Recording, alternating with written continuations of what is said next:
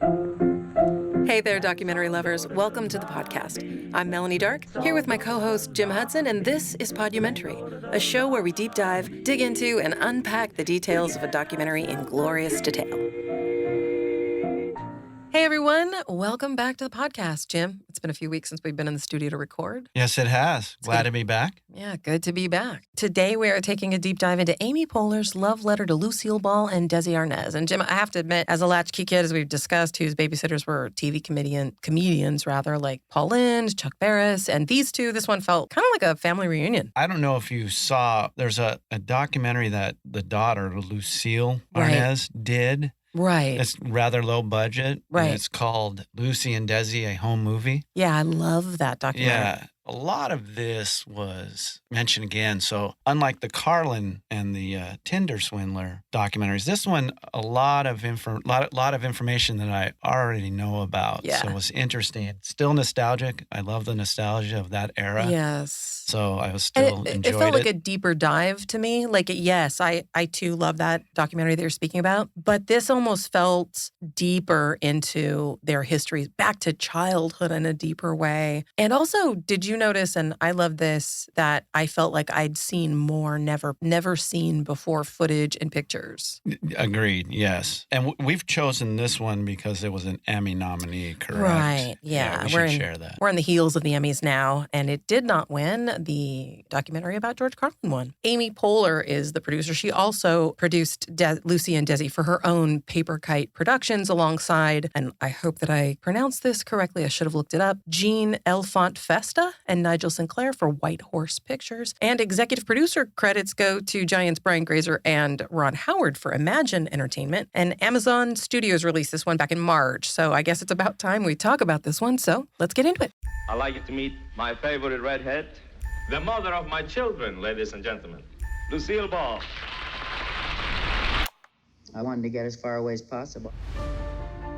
My parents had these audio tapes. Hello, hello. Hi there. He said, that's Lucille Ball. And I said, oh, man, that's a hunk of woman. I was madly in love with Desi. I've never felt that way about anyone before. No one wanted him to play my husband because he was Cuban, and they wanted a real American couple. The only reason I Love Lucy exists is because they wanted to be together.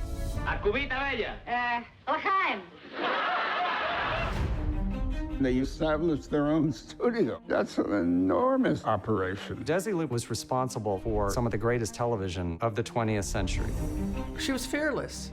You realized that women could do this too. We had no idea Desi Lou was going to become what it was. Work became our whole life. There was a cost to the success. Communist infiltration in A Hollywood. lot of witch hunting at the time. His work was harder. If I worked too much. If I drank too much. I couldn't live that way. She didn't want to quit.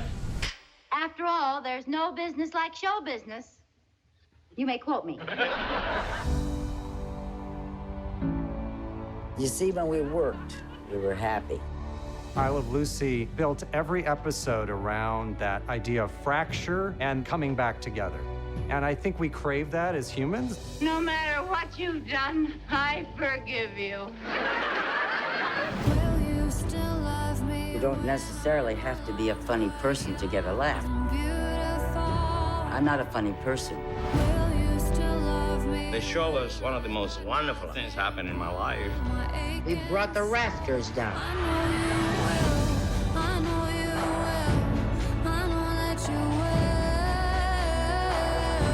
At the core, it's all about unconditional love.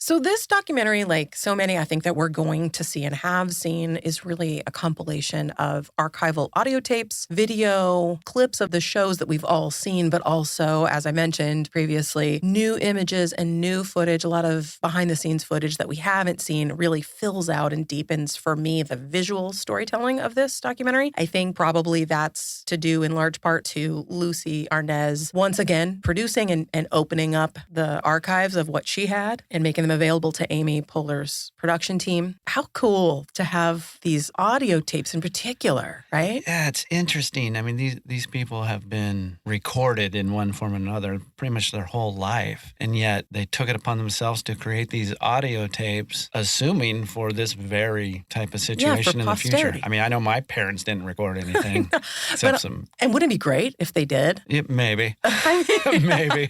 I mean, I do take note of the fact that they seem to understand that this would be a good thing for posterity, that they had this really important story to tell, which I think sometimes can be hard to recognize when you're inside of yourself from your perspective. But it seems like they really did understand the worth of what it would be to hear them tell them the story themselves. And I think they're really sometimes very honest about even the darker or more difficult parts, like some of these voiceovers that we'll hear and that you'll hear and we'll talk about in the podcast. I'm often struck by how insightful they are given the nature of the way their relationship went, which is no spoiler. Everyone knows. Right. Yeah. I mean, I don't know if this is why they were so successful in this medium. I was in a band, so we recorded a couple CDs doing this podcast. I've heard enough Jim Hudson, right? This is nothing compared to what Lucy and Desi were recorded forever. So I'm still wanting to do these audio tapes. Maybe that's what it takes. I don't know. I know. And still wanting to tell your story, which I think is universal in most of us as people, that we really want to be seen clearly and understood clearly. So I really get that. And, Lucy Arnaz, and I think it's Luckinbill. I'll look that up just to make sure that I'm honoring her married name. She did produce that first one. Now we're here where she's on board to help with this one. And she opens by saying, underneath all of this painful stuff and disappointment at the core, it's all about unconditional love. And she said now, in the place that she is now in her life, looking back, she's much more forgiving with her parents and a lot more is clearer now. And I relate to this so much as I get older, and as you really unpack yourself, you start to see your parents as their own sort of set of imperfections and reactions to their world. And so I related to that a lot. And then there's a Lucy voiceover that comes in over a montage of newspaper headlines. And this is just to give you a sense of kind of the beginning of this and how it kicks off. It's clips of the show appearances, an award show. It overplays her saying to the rest of the world, a Hollywood couple has no problems. Of course we do. But I don't think they believe it. If we have a house, 2 cars, and a pool, like what the hell problem have we got? And which is an interesting view from where she saw it. And then Desi says, it's too bad Lucille and Desi weren't Lucy and Ricky. Well said. Yeah, which is succinct and insightful. It kicks off, it takes us all the way back to the beginning. Initially, they're in Hollywood in 1953. We see a lot of archival footage. We're on set. We get to see Desi introduce Lucy to the audience. My favorite redhead, the vice president of Desilu Productions, the mother of my children, ladies and gentlemen. I just love how his cadence of his voice and just the way he talks. I found it interesting. This was a side of Desi that I hadn't seen before because throughout everything I've seen, he gives all credit to Lucy from beginning to end. But this one caption where he's in front of the audience warming them up, he's giving himself credit. I'm the president. Right. This. And I don't know if he was having an insecure moment, but it was different. And to me, it was different than when I've ever seen him before. Usually it's all Lucy. She did it all. Yeah. Even though we all know that the success of Desilu and the advancement of television is large part thanks to what Desi did, intentionally or accidentally. There are guest commenters that are really great in this documentary. First and foremost is Carol Burnett, which is, gosh, who doesn't love Carol? Correct. And Carol starts off by just, everyone's sort of talking about Lucy and their impression of Lucy. And Carol Burnett says she was fearless in her comedy. Bette Midler says, you saw someone so beautiful yet not afraid to be ugly, and that was rare for a woman. Put on a fat suit, a fright wig, black out your teeth, all sorts of things. And I think that's why it holds up today, because it was belly laughs. That's what Carol Burnett said, which I thought was great. I will say this, and I wondered what you thought. They also interdisperse commentary with a lot of, air quotes, experts or people who, this world, the world of comedy, is their forte. And in particular, they have the director of archives and research at the National Comedy Center. Her name is Laura LaPlaca. And she says, I don't like when people call her work effortless. There were no advantages to being a woman in the 1950s television industry. And then she says she wasn't lucky. She wasn't a genius. She wasn't innately talented. She really built her success. She had a scientific approach to what generates a laugh. And while I agree with that, I do. She was a workhorse, and she was absolutely, things thinking about her process. I disagree with her assertion that she wasn't lucky at all or innately talented. Like, I don't think those things are mutually exclusive. The truth is, for me, it looks like a cocktail of all of those things. Maybe the largest ingredient is grit and determination, but luck, talent, and genius, to me, are also a part of the Lucy recipe. Yeah, I agree. I gave a note on that too. I don't think there's anybody trying to take away from saying that it was effortless. And I even wrote the note, well, can we say seemingly effortless? Right. Because she was just so good at it and so natural that Right. and that's the goal, is to come across as effortless despite behind the scenes, Right. all the effort that's needed. So Yeah, I agree. yeah, I gave myself a note on that too. I mean, even in, down the line, it talks about her first opportunity as a showgirl in 1928. She talks about how she would get showgirl jobs. I'm jumping ahead just a little bit because this is on the topic of what we're talking about, but I'll come back. Yeah, come back because I have a Jim.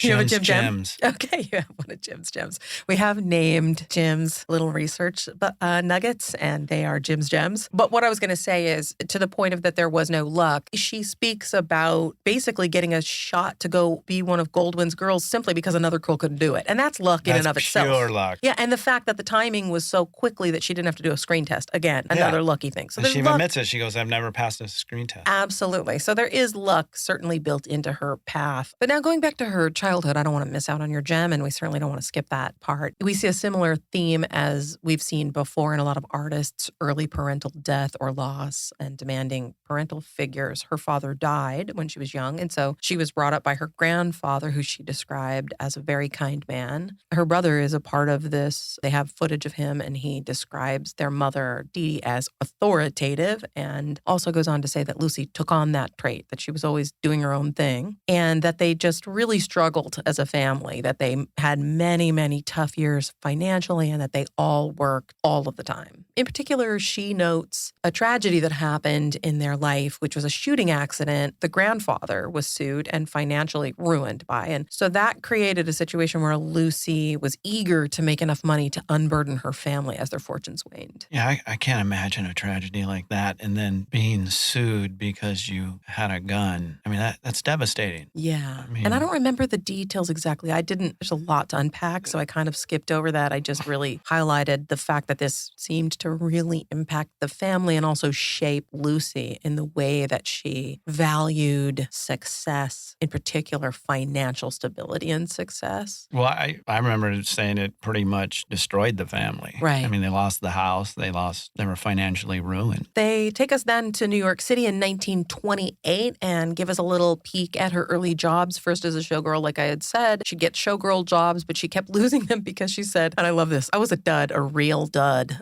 Her stage name was Diane Belmont. And she said she was from Montana. Diane Belmont, what a name, right? Well, her nickname was Two Gun Why, do you think? because she's from Montana. Oh, yeah, that's right. That's right.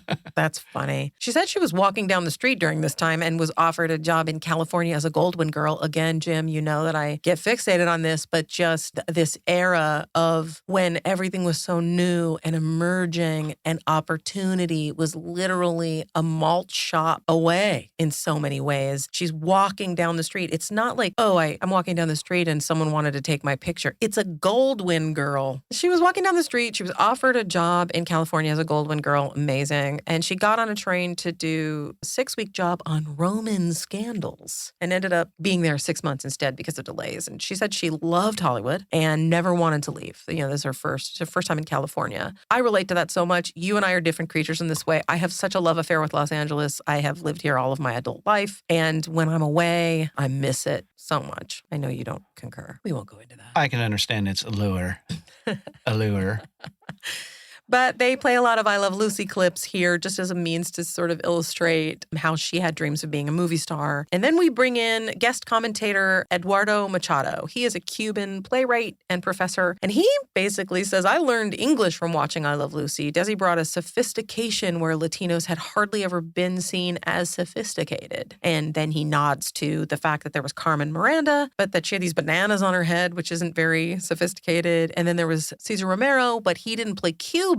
So there was that disconnect as a Cuban American. But he said Desi came in and just boldly is singing, I'm Cuban Pete. I'm the king of the Rumba. Which I would love to watch a documentary about Cesar Romero. Oh, just so yeah. you know. Did you look to see if there was one out there? I did not. Oh, well, we'll have have to dig in. It'll be on the list if there is. A little bit. They then give Desi a fair share of attention on his childhood in Miami in 1934. They arrived from Cuba. His family broke, not speaking English and just trying to make money to live. At 16 years old, he said his father said, "You're no longer a child. You're now a man." So he had to go get a job cleaning cages, making $15 a week. Doesn't seem it seems low by today's standard, but I thought, gosh, if you're just here and you've got nothing, $15 a week back then probably wasn't too shabby. He talks about how a local guy had a band called the Siboney Septet and offered Desi $39 a week. And so, of course, out go Canary cleaning cages.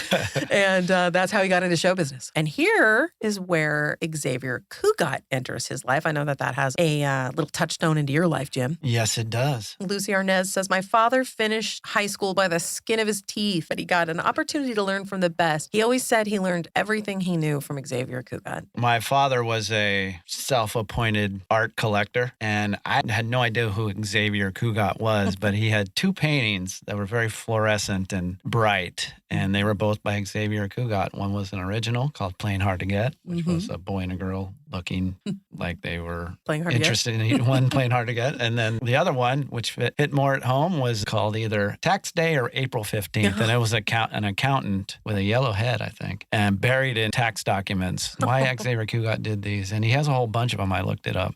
Now, are they both original? I remember those. One was original. Okay. One was a signed limited edition lithograph. Where does that live now, Jim? I want to say it's in storage. Really? Yes. Interesting. But so I dig the name Xavier. And so I just always was interested in Xavier Cugat, even though I'm not huge into Rumba or Cuban music or anything like that. Though I will put it on Spotify every once in a while. Okay, nice. One of the guest commenters here about this time in Desi's life was Charo. She talks about Xavier Cugat being the king of the rumba, the king of Latin music. She talks about her experience with him. She says he saw me when I was 16 years old, and that's how I ended up in the U.S. Cugat discovered a lot of excellent, talented people, including Desi. He discovered Desi, and he could see that Desi was a real dreamer. She says they were like two peas in a pod, Cugat the maestro and Desi the student. Yep, and Charo ended up marrying Xavier, and she was either 41, 47, 49, or 51 years his junior. To this day, we still don't know exactly how old Charo is. So. What an achievement in the day where you can dig up anything. That's great. I know, still keeping it a secret. And the fact that she's like Dolly Parton in that way, where she still is utterly who she is. Like, it's like Charo is Charo today, and the way she was in Love Boat episodes when you and I were kids. It's so true. If she is 51 years younger, that means she married him when he was 15. So there is some kind of sensitivity there. Got it. Okay. Got it. Well, Desi talks about it being the greatest experience in the world. He describes it as like going to college. So we go through this phase and then we come into their early Hollywood era from 1935 to 1940 specifically. I titled this section Lucy and the Business. The documentary does a great job bouncing back and forth between all of them, taking us on like side-by-side timelines for both Lucy and Desi as they lead up to connecting with one another. And for this, Lucy's talking about that she was just so grateful to be any part of the business. That was her dream. So she was glad that she was just a part of it. She didn't care what she did.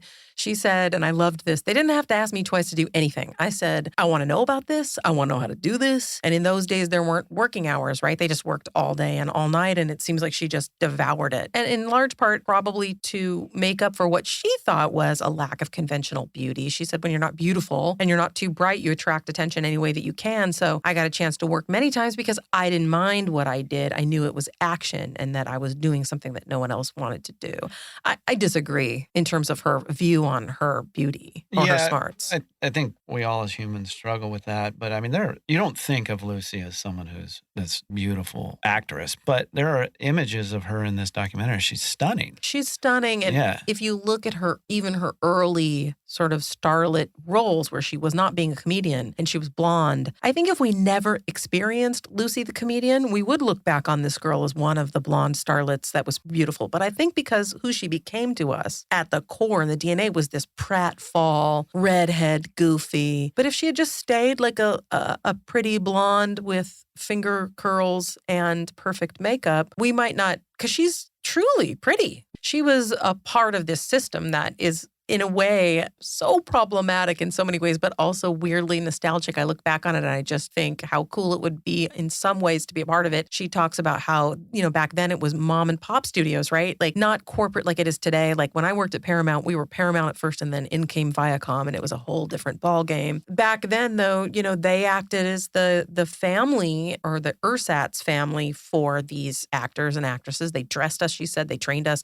they shoved us into B pictures whether we wanted it or not. And she said she just never minded it because she knew she was getting a well-paid apprenticeship, which is pretty cool because that apprenticeship also included Leela Rogers, whose daughter was, Jim? Ginger Rogers. How cool is that? I never knew that. I learned that in this, that Ginger Rogers' mom was a part of that world. I did learn that as well. And that would explain how Lucy said, Ginger was the hardest working person in Hollywood because she wasn't there because of her talent. She happened to be there for nepotism. Right. Whether you believe that should exist or not, that's the facts. Right. But she didn't rest on her laurels. She actually worked to become the Ginger Rogers that we would know. And it seems like maybe that's another influence for Lucy where she was influenced by that example as well. She said that Ginger was the hardest working person she ever knew, but she said that RKO was very good to her and she was really grateful to have grown up there. She said eventually they'd send her scripts saying, would you be interested in doing this? And then one day she saw in a script, in quotes, Lucille Ball type, and she just said that was the biggest thrill she could imagine. Awesome. Like, wow, how cool is that? He's left Cugat to lead his own band and come to RKO in Hollywood to reprise his role in the movie version of Too Many Girls, where Lucy was playing the ingenue in that movie. And then this is how they met, the convergence, finally, of their two paths leading up to this. And he gave her a line that I kind of loved. If you don't have anything to do today, why don't you come out with me and learn the Roomba? I'm going to try that.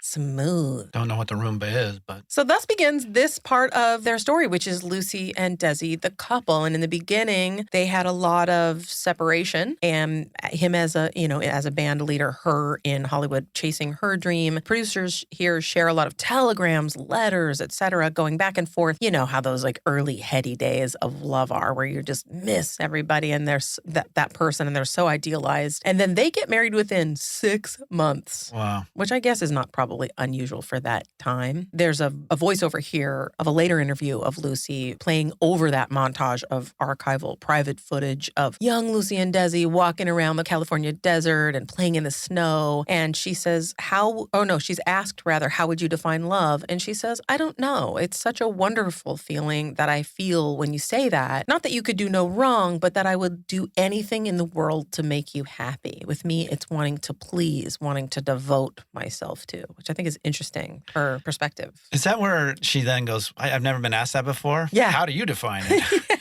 I like that part.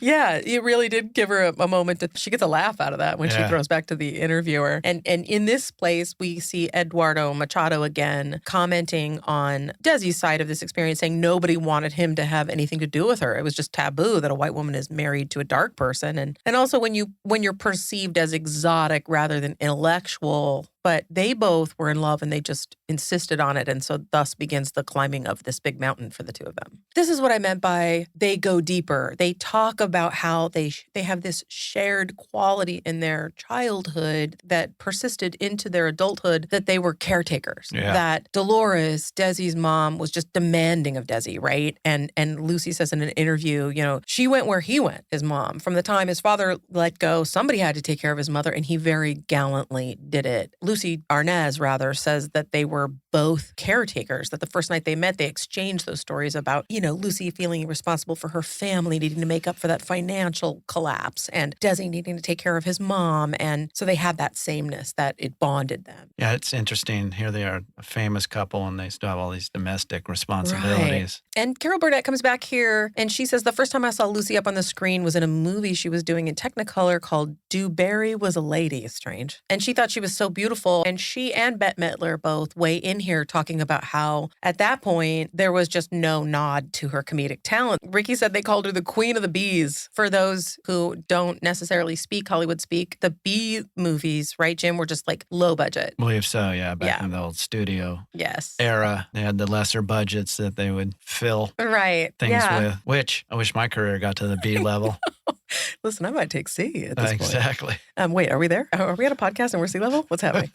She was a queen of the bees, which, like you say, it's some level of success, right? And so there's an interview of Desi saying, were you envious of her success? And he says, not at all, but I just couldn't stay out and do nothing. And so he was under contract to Metro, but because they weren't really putting him in anything, he went into the Army. He did attempt to join the Navy after Pearl Harbor, but because he wasn't a citizen, he was rejected. Well, he did spend 3.5 years in the Army. And then when he got out, he went on the road with his band for 5 years. And so for 8.5 of their first 9 years, they were not together. I got to be honest, I don't know that I could do that. 9 years? That's lengthy separation. That's long distance on crack to me. It's at this point, where she's talking about this. I have a note here, Jim, that I wondered if you had ever noticed, because they play a clip of the show and I could hear in the laughter, you can hear Ricky laughing at her.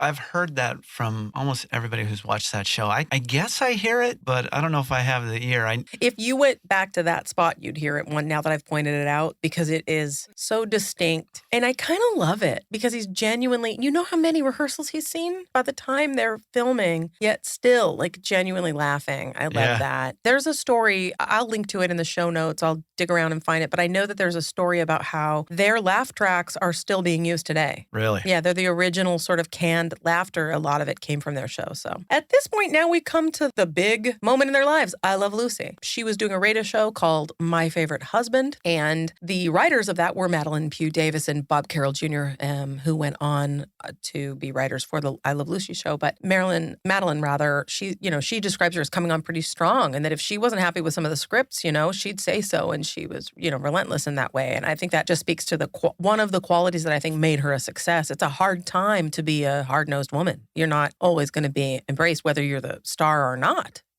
So I really thought that spoke to how much a part of her core personality that was. And even that Jess Oppenheimer's son says that when his dad came in, that he came in and got the show organized, even though people were saying, don't go work for Lucille Ball. She's difficult to work with, which I thought was interesting. That is interesting. And so here we are, the TV show. CBS wants to adapt the radio show, and Lucy said she'd do it if Ricky got to play her husband. Again, pretty brash. You and I have talked on those themes before with Carlin, where he decided what he really wanted for himself and then stuck to it, even if it would maybe make him lose out on something, right? Or present some risk to success. Here she does that, where she says, I want my husband to play me, at a time when that wasn't really displayed a lot in terms of interracial marriage like that. She said they just wanted to be together. They just were apart for so long. Yeah, that surprised me. I thought she was doing it more in terms of breaking doors for Desi. And, he was Cuban, but she was actually married to him. So she wanted to prove to the world, hey, look, interracial marriages exist. But the realities are they just wanted to be together. Yeah. And that's where she said the line, look, you can't have children over the telephone. So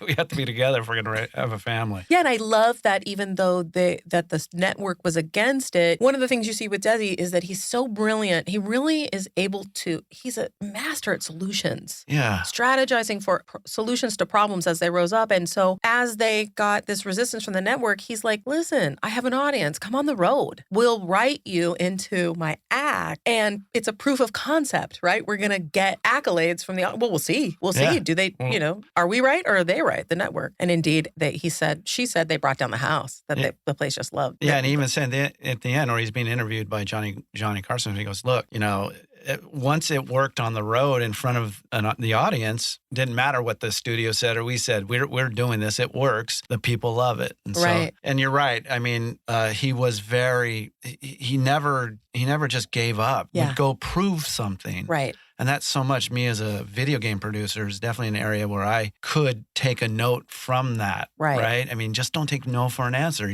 Stick to it. Yeah. It's a really great lesson. And honestly, the power of this medium is really illustrated here. I watched I Love Lucy as a little kid. So here you are, you're a person with no preconceived notions, right? Because you're young. I didn't even think for a second about whether or not they would be married or not married. It was just a foregone conclusion to me. Watching it, I didn't go, well, wait. And it just goes to show how if a thing is normalized, you go, oh, that's just normal, And really for them at a time where there wasn't a lot of competition for eyeballs, what a powerful way to put that forward, Yeah, that's well said. And I think it only came to my attention when maybe my father would have said something something Right. in jest, but probably had some elements of really feeling that way. And Right. then- Right. Those old school thinking. yeah, but you're right. I was just me Yeah, as a didn't young blink. kid. Watch it. He's a handsome guy. Yeah. I'd marry him. Yeah, right. I'd marry him.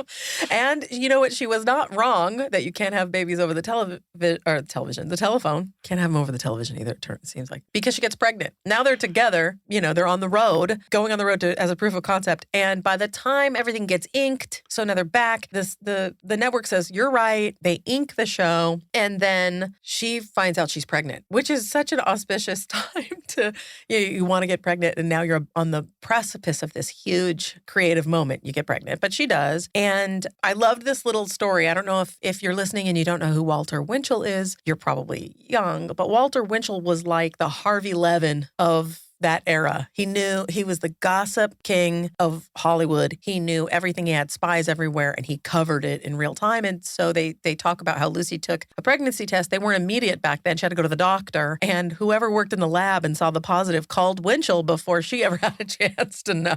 That's crazy. So wild. I mean, imagine that you're a couple, you're trying to get pregnant and you're channel surfing and Harvey Levin comes on and he's like, dun, dun, dun, TMZ. Jim Fly's pregnant. So they now are getting started. And because this is a new medium, and this is where I think Ricky's brilliance really gets a chance to shine. This is too new. Television is brand new. We've come out of this radio era. Best practices hadn't been established yet. Like how to solve for the various problems and challenges. It just wasn't a known quantity, right? So they literally were like rolling in, taking on a set of challenges that they know nothing about. And technically, there's a little technical milestone here that they talk about where because they were a California show, they were recording in California, the East Coast feed was bad because it was kinescope. I don't know the technicalities of that, but I, take it on faith. But he said that the only solution for that would be that they would be in New York, and they weren't going to do that. They had no interest. And so that's what prompted him to suggest that they film it, and that the network said, she's better in front of an audience. So do you know how to film in front of an audience? And he said, yeah, and didn't. Right. He winged it. See, he winged it. He wasn't going to wait for approval. He was just going to do it and apologize later, right? Yeah, and I know you went to film school and have knowledge of that on your own. I went to film school back in the day. Back in the day. And we were taught that the 4 most influential shows up to that date were Your Shows. That was the Sid Caesar thing. And then you had Rowan and Martin Laugh-In. I Love Lucy. Yep. That was because of the 3-camera film shoot in front of a live audience. And then All in the Family, where it's obviously satirical. I worked at indictment Paramount, and my boss, he attended the class that Desi taught in San Diego. Really? So he had been his teacher, and my boss was the Hal Harrison, who I love so much, and he was the senior vice president of post-production for the television division of Paramount Pictures, which later was the purchaser of Desilu Studios, spoiler alert. But he talked fondly about Desi and about how he was a groundbreaking thinker in the world of television, specifically about the multicam approach, that three moving cameras or three angled cameras and then a static camera, and how important that was and impactful that was. Yeah, and it had to have been innate, right? He didn't go to film school or anything like that. He played a bongo. Right. He was a creative. Yeah, and he just asked the question and said, why not? And did it. And did it. And Lucy's voiceover here, she says, it came about, he was a great producer, amazed all of us. And that also, she does say, in addition to this situation giving rise to his own brilliance as a producer, he also knew to hire good men. They say men because it was the era. Hire good men for the job and then let them do it. Though one of the head writers was a woman, but that he didn't get in their way, right? He picked all the best. And then they go on to sort of illustrate this with, he hired a veteran director in Mark Daniels. He hired an expert in lighting and filmmaking, Carl Freund, as the cinematographer. The writers, Bob Carroll and Madeline Pugh Davis, had a solid resume. Danny Kahn was an editor that I met, and his sons have gone on. They're an editorial family legacy in that world. And Hal was friends with Danny Kahn. And so we talked about him a lot. And when I worked for Hal back in the day. And then Mark Daniels, the director, was the person responsible with bringing Vivian Vance on board. He had worked with her in the 40s and he brought her on board. And they talk about how the interplay between she and Lucy really was also groundbreaking because it represented one of the first times that women characters were shown as a team rather than being pitted against each other as a plot point. And I think we know know that there were some dynamics. They don't go into it in this documentary, which I appreciate because it's really not the most relevant part of the story. They don't talk about the ways in which Vivian had resentments, et cetera. That's all well documented in other documentaries about that. But Vivian does say there's a voiceover, and she said, or no, Lucy rather, it's the voiceover of Lucy and Vivian. Lucy says, I approved of you since the first day I set eyes on you, and you know you were hired without my seeing you. And I love that Vivian basically said, yeah,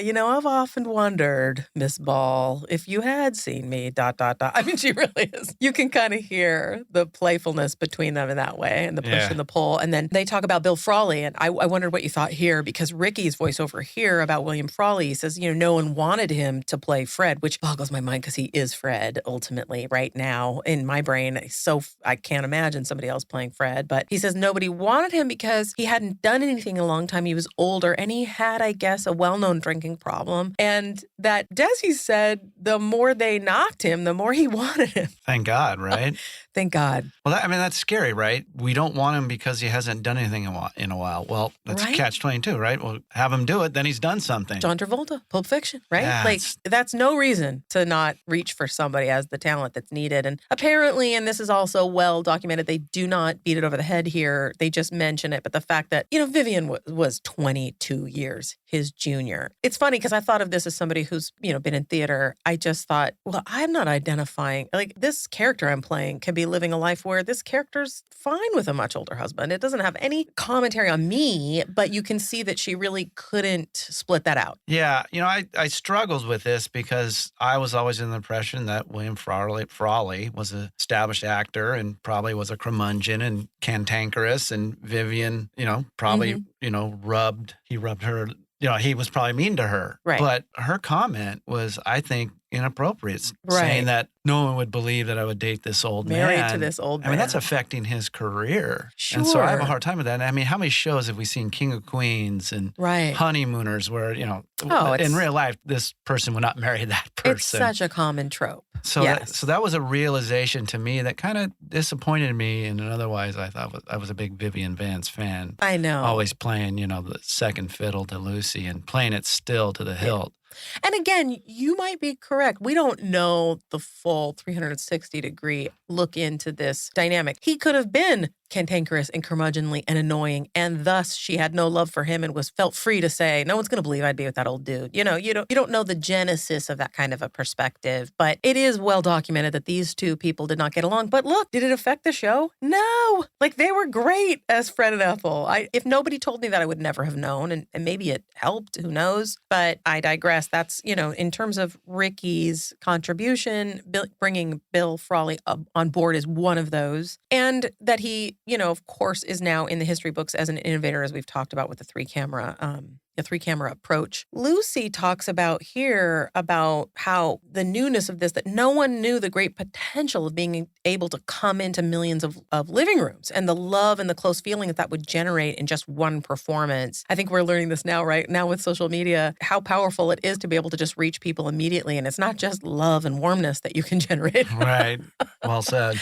Right. We're a long ways down the line there. This is where Norman Lear kind of weighs in. I love Norman Lear, and I love to hear him reflect on stuff like that. But he comes in here and just says, look, this show showed that women could be the dominant character, that he saw it personally and fell in love with her immediately. And that at the same time, Desi certainly brought a new understanding to the male part of that marriage, but that we fell in love with Lucy and Desi. It isn't race you're thinking about. He agrees with what you and I said. You just don't think about it. There's just this big human lesson in that. And I love, in terms of filmmaking here, this was like a part where we just saw a montage of tons of coverage of the rise of the show. So you really get this sense the producers just start to push through crowd screaming, articles, the headlines like, you can't help but love Lucy. I love Lucy tops the Nielsen poll. They really were this just juggernaut. It took off. And at this time, she's pregnant. Again, correct me if I'm wrong. Is it at the end of the second season, I think? And he says, Oppenheimer, they're producer says, I was wondering what we were going to do for the third season, and now we know it's going to be your baby, which was controversial at the time, which seems weird too, doesn't it? It does. I mean, I guess it doesn't when we consider that we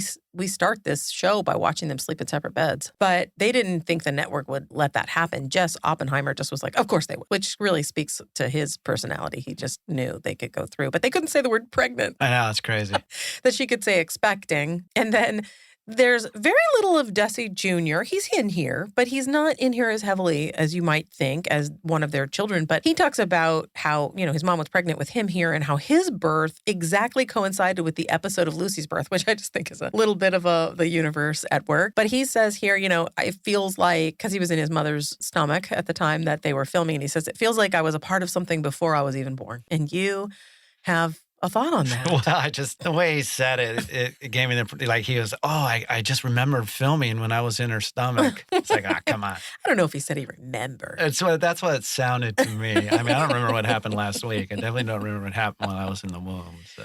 Well, another really cool thing that I learned in this documentary is that this is what brought about the advent of the rerun, that it wasn't done in television until them, and that it was, again, a Desi idea. While we're off and we're having this baby and she's recovering, they just replayed favorite episodes and discovered this is a marketable approach. It's amazing. Amazing. Advertisers must have loved that. Wait, we don't have to pay for production again and we're going to generate marketing eyeballs? Fantastic. But it's almost hard to believe that this rumba performer came up with this. I mean, that seems so obvious now, right? What about all the Harvard mass media geniuses that didn't come up with this? Why would Desi come up with this? It's so great. It's amazing. So they're obviously at the top. They are experiencing this juggernaut. They're outpacing in terms of viewership. Eisenhower's inauguration, the Queen's coronation. They are leading in terms of drawing an audience. And it's at this time that this dark cloud kind of moves in over their life, the dark cloud of the McCarthy era and accusations of communism. And they play a montage of all kinds of, what you and I as documentary lovers have seen over and over, which is footage and stills from those hearings. And Lucy's voiceover comes over this saying, this was a horrifying thing going on in the country where the House Un-American Activities Committee was just accusing people of communism and just dragging them in and making them defend themselves. And she says there was a lot of witch hunting at this time, and they just took people, even that they absolutely knew were cleared of anything like this, and focused on them. Yeah, I love that era. I love the red baiting of the 50s and just the craziness and all the careers that were destroyed. I know. From this paranoia that was just so out of control. Yeah. I can watch endless documentaries on that. Well, I did think of you because I saw your guy. I saw Tricky Dick in there. Always got to need a Nixon sighting in a documentary. Yeah, and I don't know if I'd heard that Lucy got caught up in that. I did know that. I don't know if I knew that, and I kind of like that era and, red hair, red communist. I go, come on, that couldn't really happen. But yeah, it makes sense with her father was always supportive of the... Grandfather, sorry, was supportive of the working man. Right. That he required them to register as communists, and they did so, right? He was like, we did it for Grandpa. He wanted us to, okay. I mean, gosh, who of us haven't done things we wouldn't necessarily do because of our parents? Right. Or your family. She had been a registered communist in 1936. One time when she was younger, her brother does come on saying, Grandpa was for the working man. She was interviewed at it at great length. I guess this is the point. She was interviewed about it at great length and cleared. It was only once a newspaper got a hold of that info and then ran a headline. By the way, another thing I learned, did you notice that the ink was red? Yeah. I'm like, what? I had no idea they did that. So it's sort of like calling out, hey, this is a communism article. So she had been cleared, but then this paper runs this headline. Now that threatens to ruin them and destroy everything they've built. And once again, here comes Desi. To the rescue. A problem was his absolute shining moment to me. You really see that when there's struggle on a problem, this guy, he just knows how to meet it. And he basically takes charge, invites the press to their house. So smart. And then takes them all. I saw in another bit of coverage that he actually shuttled them all, provided transportation then to the show. They were an entire audience of journalists where then he has J. Edgar Hoover call in and they pull the mic, the phone to the mic, and the whole audience hears him say, she has already been cleared of all this. Just so smart. You've got the entire press in the room. And then I loved this. They said that he then, after J. Edgar Hoover says this. He then famously says, the only thing red about her is her hair, and even that is not legitimate. She gets a standing ovation, crisis averted. Yeah. Amazing. Here is this man who communism ruined his family back in Cuba. That's why he had to leave. They were a Right. wealthy family Right. that lost everything. Yeah. And so when communism, he's confronted with it again, instead of taking it personally and getting enraged, he just calculates the best solution and Right. solves the problem.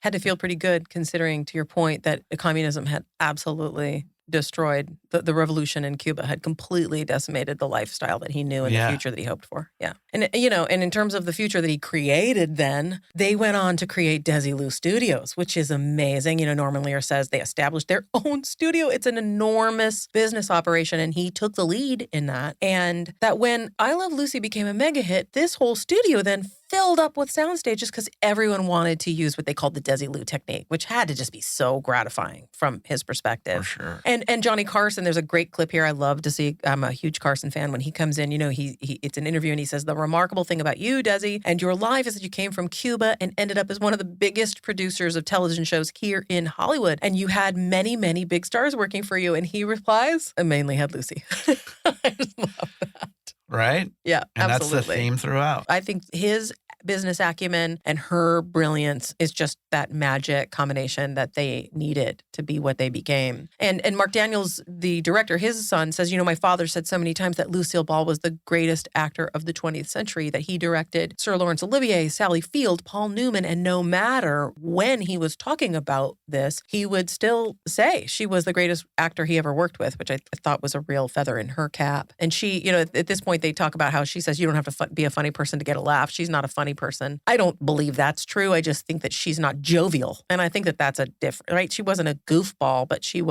had the gift of humor, rather, not to beat that over the head too much. Well, I think the point is, they even earlier in the documentary, friends of Lucy said she wasn't a funny person. Right. But the character is, and I think that goes to her being a great actor. She clearly was a fantastic comedic actor. And believability. She said Yeah. she had to believe everything she was doing, and they worked really hard on creating that. And so now they have this big studio. They have their own show. It's, it is what it is. They've got shows underneath them. But here, the beginning of the end here, where there's an imbalance of focus on the two of them, Oppenheimer's son says, Desi was, actually it's a VO from Oppenheimer. I don't know where it comes from, but he says Desi was hurt by all of the publicity. And he says that the success of I Love Lucy was heavily attributed to her artistry versus his, skills, and that he struggled with that. Lucy then, Junior, Lucy Arnaz, comes in to say no matter how hard he worked or what a great businessman he was, in the end, she was the clown, and that gets the focus. The show was built around her, and it started to create strain that he wasn't happy in the relationship where his wife was more powerful than he was, and not just more powerful, just really more lauded, I think, at that time. We've come to laud him now, but that he, as he started to get stronger and stronger in the producing side, he just started to be away more and more into escape. But I mean, that's of his own doing. He hit his objective, his goal. Yeah. And then it started to bother him. I mean, he knew the path to success. He got him there, and then it soured on him. It's a hell of a drug. Interesting. It's a hell of a drug, success. You and I have talked so. about this in our own personal lives, where when you start to notice that your success is strangling other parts of your life, can you wake up and back off?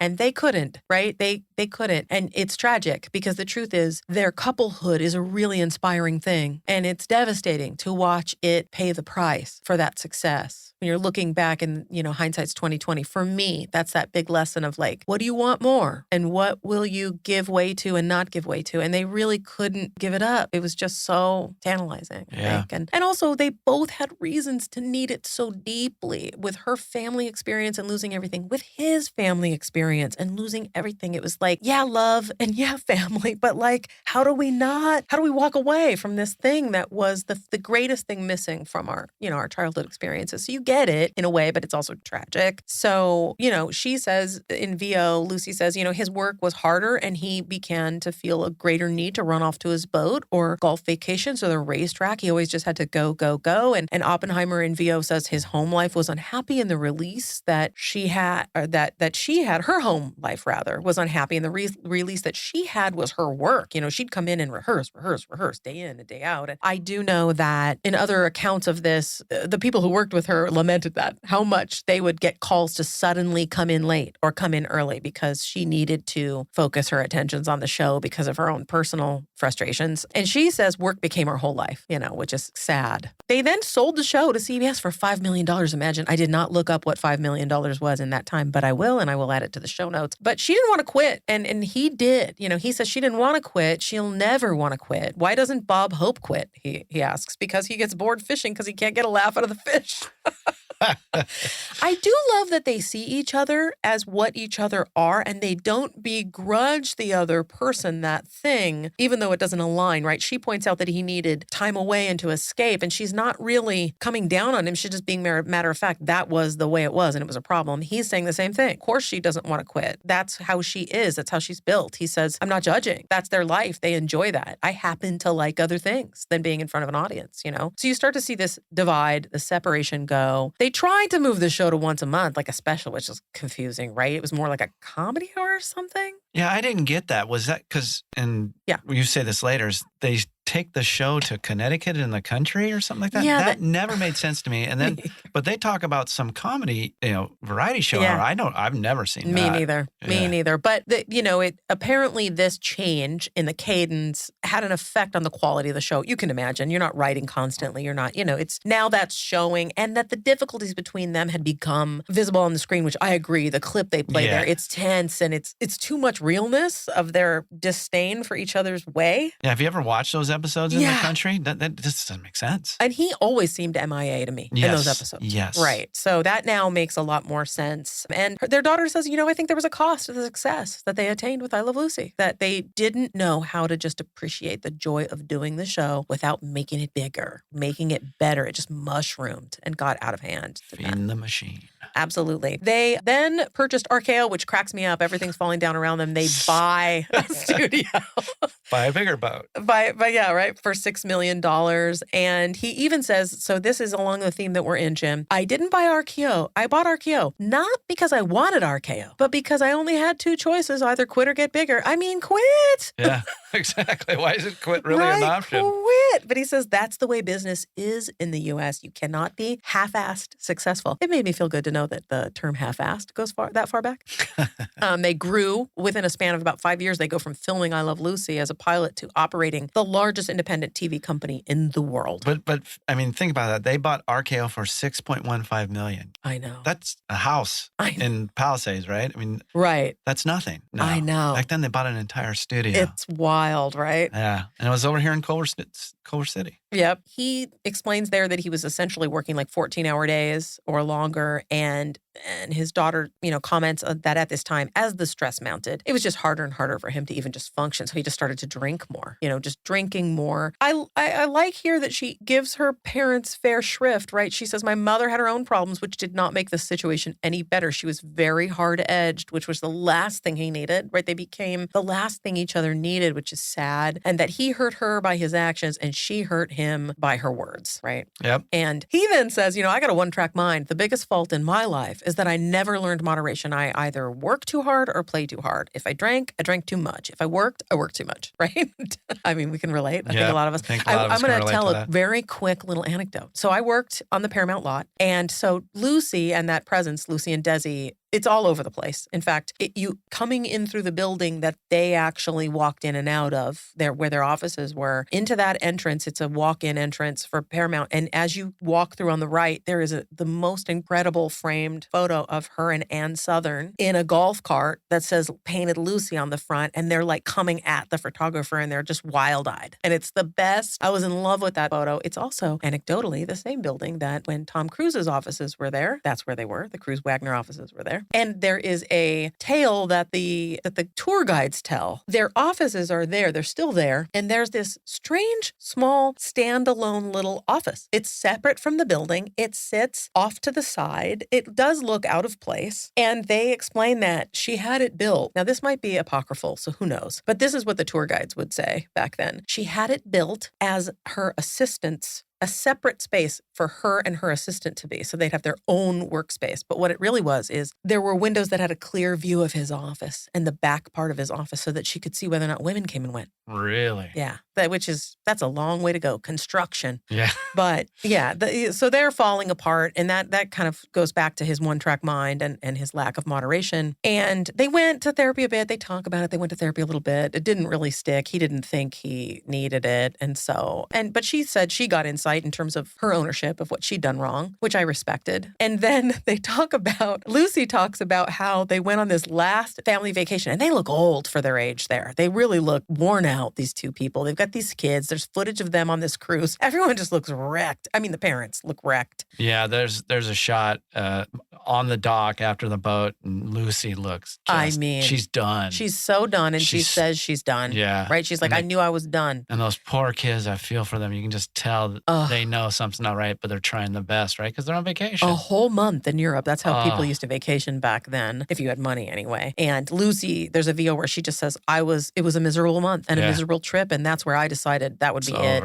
And Desi says he was the one who wanted out, so clearly they both wanted the same thing. He says he brought it out and laid a plan for months ahead of time so that it could work. Very Desi, very on brand. But he just said he didn't want any part of it anymore. And so they were done. And then they cut to just the last of these Lucy shows, the ones up in Connecticut we talked about. It's interesting, that push-pull of people where they're fed up with each other and so done, but just sobbing, like really emotional as they filmed this last one because they weren't going to be together anymore. So you're choosing not to be together, but you're just really so deeply sad about this loss. Everyone's in tears. The cameraman's in tears. You know, they're trying to be funny, but they'd break down and cry because everyone knew it was their last show together. And then, you know, Lucy says, look, my parents went at it for all the right reasons. Lucy Arnaz says this. She said, the only reason that I Love Lucy exists in the world is because they wanted to be together. They wanted to have a family and make marriage work. And so they made this show as a way to achieve that. And now the rest of the world has it. And they never got what they wanted. It's just this gift to the world that they ended up sacrificing for, which is so sad.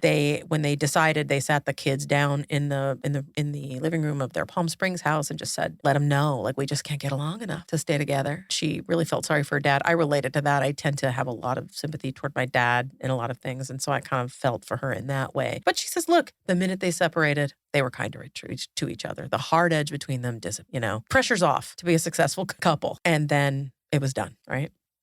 That was it. That was it. They did keep working together. I did not know that. In my brain, their divorce was the end of their working relationship. So it was kind of cool to know that they continued in their partnership and that continued to have respect for each other in a creative way. Well, and I wrote a note. It's because they loved their work, and so they didn't want to lose that despite the marriage ending. And they loved each other as creative people. Love, Respect, sure.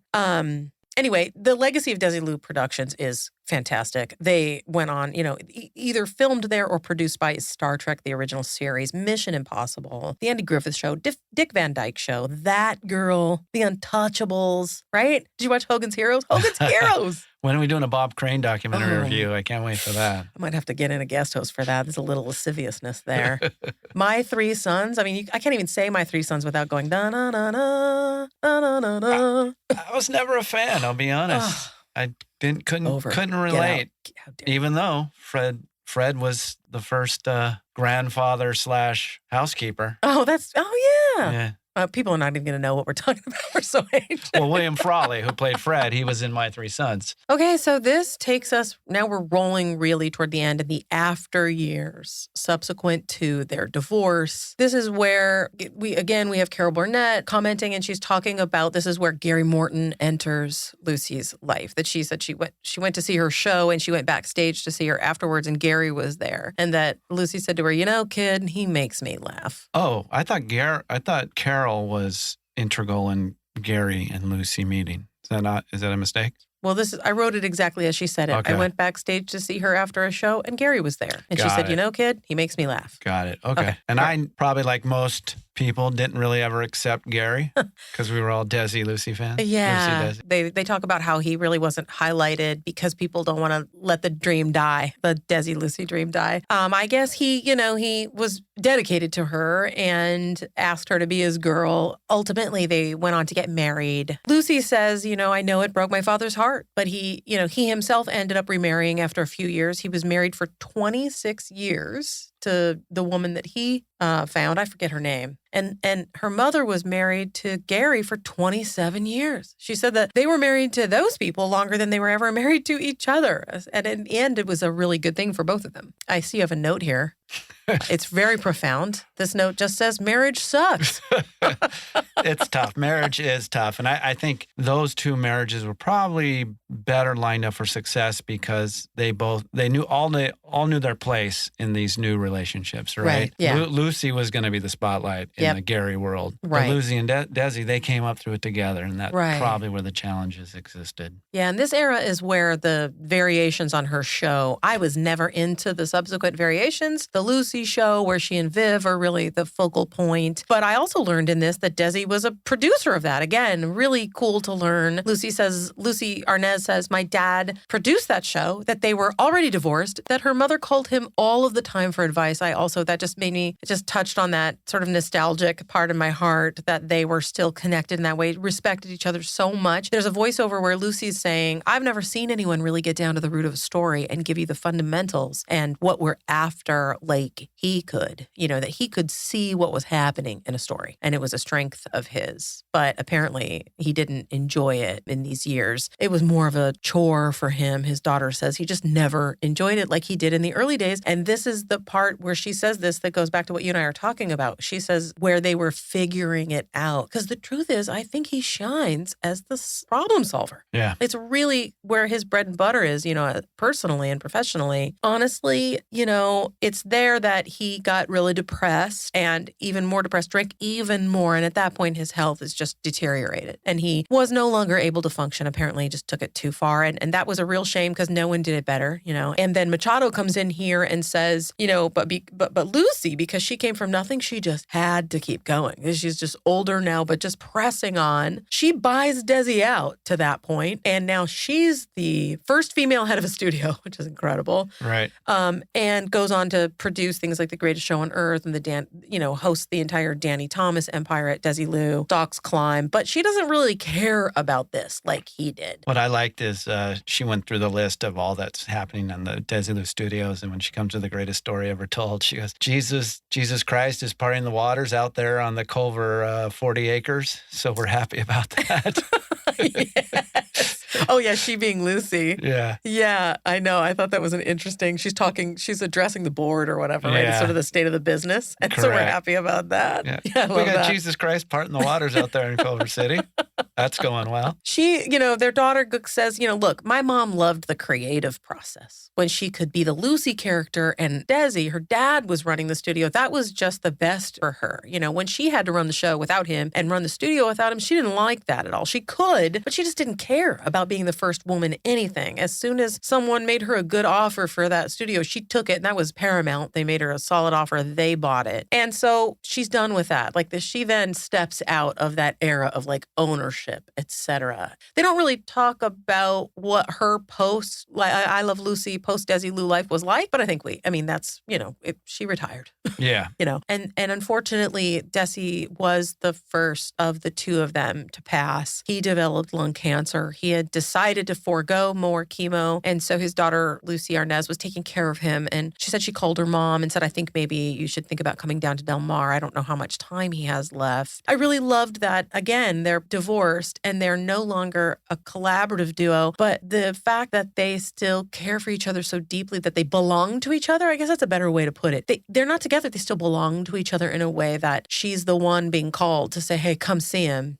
come down. I don't know how much time he has left. And that that I loved this, that when she got there, she put her mom in a room with them, left them alone, just watching their old shows. That's sweet. And she heard him laughing. Yeah, she could hear him laughing, which I just think, how cool to be able, imagine, your parents don't get along, but you can sit them down and let them watch videos of the best of themselves. Like, look what we were like when we were good together, That's a pretty great way to spend time together for the last time. And she said that her mom told her that when she left, she cried all the way home from Del Mar to Los Angeles. It's so hard.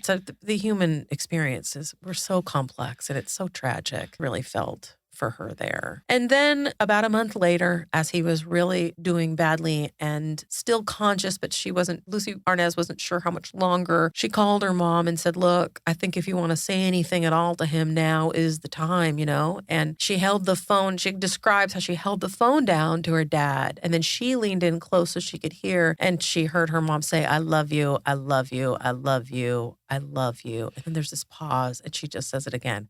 I love you. It's the thing. And that he died a little bit more than a day later. And in reflection, she realized it was their anniversary. Wow. Which is pretty amazing. So he was gone. And that's, and then 5 days later was the Kennedy Center Honors. He had just died before the taping of that show. And Robert Stack gets up and reads a dedication. And it's pretty poignant. And I think a surprise to her, at least it looks from the look on her face, they keep pointing the camera up to her. It doesn't seem like she knew that this was going to happen. And he reads, I Love Lucy had just one mission. Lucy gave it a rare quality. She can perform the wildest, even the messiest physical comedy without losing her feminine appeal. The New York Times asked me to divide the credit between the writers, the directors, and the cast. I told them, give Lucy 90% of the credit and split the remaining 10% between the rest of us. Lucy was the show. Viv and Fred and I were just props. Damn good props, but props nevertheless. P.S. I Love Lucy was never just a title. Oh, Jim. Yeah. It got to me. I wept through this part. I was just, oh, God. It's hard not to. It's really an emotional sort of pinnacle. She covers her face when she realizes what is being said, that he'd written this thing for her. And you could see that it's emotional, right? She's just on the heels of him dying. She's covering her face, not her face, but like her mouth, the bottom part of her mouth a little bit. And then they do a standing ovation and she's like, woo! She's saved by it. And there you go. That's the end of that documentary. That's where they leave it. And it plays out, the credits play out over audio tapes, further audio tapes of her parents talking about their memories and their times. Yeah, and they've been gone, what? I remember. I went to Hollywood the night she died, and that we put stuff on her star. Yeah, I was in college. Wow, I did not know that. Yeah, we went out there and did that. I was really glad we covered this episode. We will go through and put as much as possible in the show notes, you guys. We really appreciate you guys getting here till the end. Lots of the things that we mention, I typically like to go in and provide links for you guys in the show notes. So if you're interested, just click there. Or if you have something to share, something else to let us know about, definitely give us a shout out, either by email at hey@podumentary.com or any of the other places that we exist. But once again, thanks for joining us. Thank you. Podumentary is executive produced by me, Melanie Dark, and produced by both Jim Hudson and I with the support of our fearless production coordinator, Kate Dark. The podcast is recorded and engineered at New Vine Music Studios in sunny Santa Monica, and our theme song is the 1950s movie intermission classic, Let's All Go to the Lobby, licensed courtesy of Filmax Studios. You can find more episodes of this podcast and smash that subscribe button at podumentary.co. That's podumentary.co. We'd also love to hear your take on this documentary. You can use our website's recorded message feature to do that, and we might even feature your message in a future episode. If voicemail isn't your thing, you can shout out your comments, criticisms, or documentary requests on Instagram, Facebook, and TikTok at @Podumentary, and on Twitter at @PodumentaryPod. If straight up old-fashioned email's more your speed, drop us a line using hey@podumentary.co. And if you've gotten this far, you're one of us. See you next time.